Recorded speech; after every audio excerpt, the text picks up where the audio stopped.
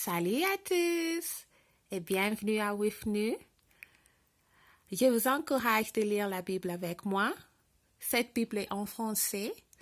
Ça me donne l'opportunité d'améliorer mon français, mais en même temps, lire la Bible, tu es exposé à la vérité et ça donne la joie, ça donne la paix.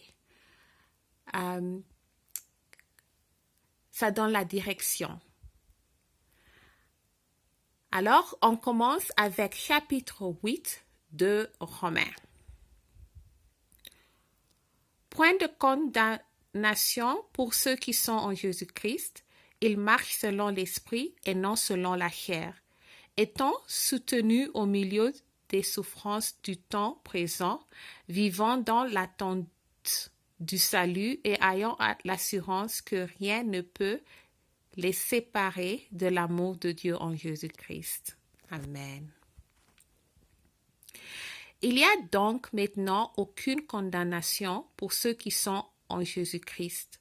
En effet, la loi de l'esprit de vie en Jésus-Christ m'a affranchi de la loi du péché et de l'amour. Car, chose impossible à la loi, parce que la chair la rendant sans force, Dieu a condamné le péché dans la chair en envoyant à cause du péché son propre Fils dans une chair semblable à celle du péché. Et c'est là afin que la justice de la loi fût accomplie en nous qui marchons non selon la chair, mais selon l'esprit. Ceux enfin qui vivent selon la chair s'affectionnent aux choses de la chair, tandis que ceux qui vivent selon l'esprit s'affectionnent aux choses de l'esprit.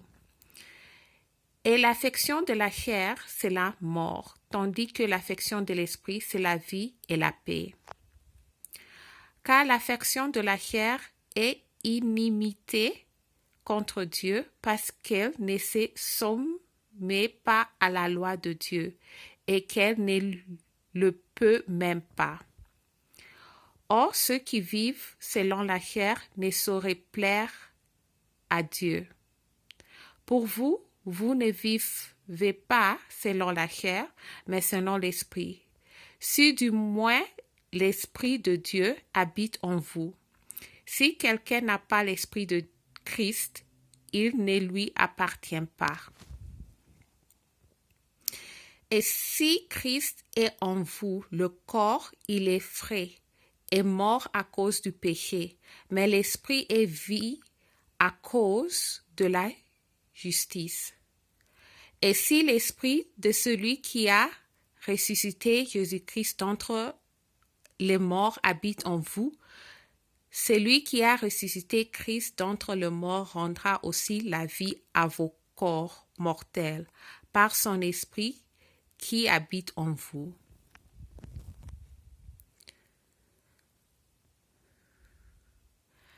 Ainsi donc, frères, nous ne sommes point redevables à la chair pour vivre selon la chair. Si nous vivons selon la chair, vous mourrez. Mais si par l'esprit vous faites mourir les actions du corps, vous vivrez. Car tous ceux qui sont conduits par l'esprit de Dieu sont fils de Dieu. Et vous n'avez point reçu un esprit de servitude pour être encore dans la crainte, mais vous avez reçu un esprit d'adoption par lequel nous crions « Abba, Père ». Alors quand on voit Jésus, Jésus appela Dieu Père. Et nous, maintenant, on peut appeler Dieu Père. Oh, ça c'est bien, ça c'est merveilleux. Il est notre Père, notre Père, qui nous aime beaucoup. On continue. L'Esprit lui-même rend témoin à notre esprit que nous sommes enfants de Dieu. Et si nous sommes enfants, nous sommes aussi héritiers, héritiers de Dieu. Alléluia! Et co-héritiers de Christ. Si toutefois nous souffrons avec lui afin d'être glorifiés avec lui. J'estime que les souffrances du temps présent ne sauraient être comparées à la gloire à venir qui sera révélée pour nous. Aussi la création attend d'elle avec un ardent désir la révélation de Fils de Dieu. Car la création a été soumise à la vanité, non de son gré, mais à cause de celui qui l'y a soumise, avec l'espérance qu'elle aussi sera affranchie de la servitude de la corruption pour avoir part à la liberté de la gloire des enfants de Dieu. Nous savons que jusqu'à ce jour, la création toute entière soupire et souffre les douleurs de l'enfantement. Et ce n'est pas elle seulement, mais nous aussi qui avons les prémices de l'esprit, nous aussi nous soupirons en nous-mêmes en attendant l'adoption, la rédemption de notre corps. Car c'est en espérance que nous sommes sauvés. Or, l'espérance qu'on voit n'est plus espérance, c'est qu'on voit peut-on l'espérance encore.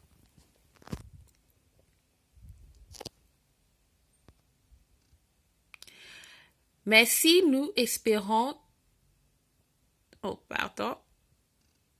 si nous espérons ce que nous ne voyons pas, nous l'attendons avec persévérance. De même aussi, l'Esprit nous aide dans notre faiblesse, car nous ne savons pas ce qu'il nous convient de demander dans nos prières. Mais l'Esprit lui-même intercède par des soupirs inexprimables. Oh, glorifiez Jésus-Christ. Merci. C'est merveilleux, hein? Et celui qui sonde les cœurs connaît quelle est la pensée de l'Esprit parce que c'est selon Dieu qu'il intercède en faveur de saints. Alléluia. Nous savons du reste que toute chose concourt au bien de ceux qui aiment Dieu, de ceux qui sont appelés selon son dessein.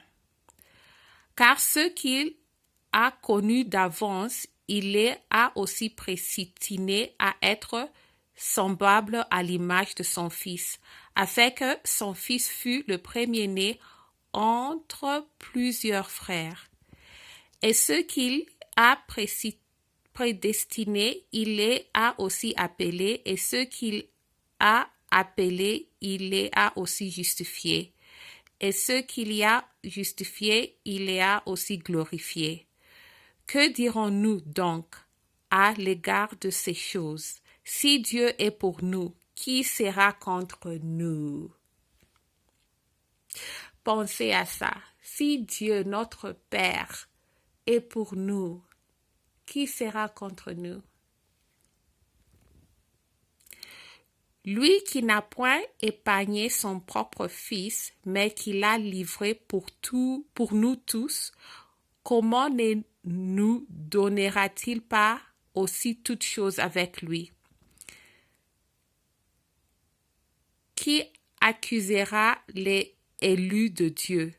C'est Dieu qui justifie. Qui les condamnera?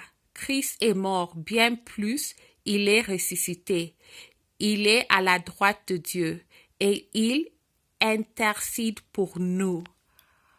Oh, nous pouvons imaginer, nous pouvons voir ça. Jésus-Christ est à la droite de Dieu et il intercède pour nous. Maintenant, chaque jour, il intercède pour nous.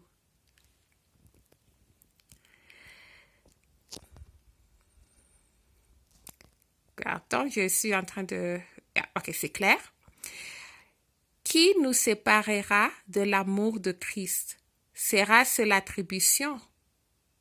tribulation ou l'angoisse ou la persécution ou la faim ou la nudité ou le péril ou l'épée? Selon qui est écrit, c'est à cause de toi qu'on nous met à mort tout le jour, qu'on nous regarde comme des brebis destinées à la boucherie. Mais dans toutes ces choses, nous sommes plus que vainqueurs par celui qui nous a aimés. Alléluia. Car j'ai l'assurance que ni la mort, ni la vie, ni les anges, ni les dominations, ni les choses présentes, ni les choses à venir, ni les puissances, ni la hauteur, ni la profondeur, ni aucune autre créature ne pourra nous séparer de l'amour de Dieu, manifesté en Jésus-Christ notre Seigneur. Ça, c'est la promesse que quiconque croit en Jésus-Christ comme son Seigneur a cette promesse. Je vous encourage encore de penser à ce qu'on vient de lire. Dans la journée, la nuit, dans tout ce que vous faisiez, pensez à ce qu'on vient de lire. Ça a la puissance, ça donne la joie, la paix, la patience. Ça donne beaucoup. Je vous remercie d'avoir lu avec moi. À bientôt. Shalom.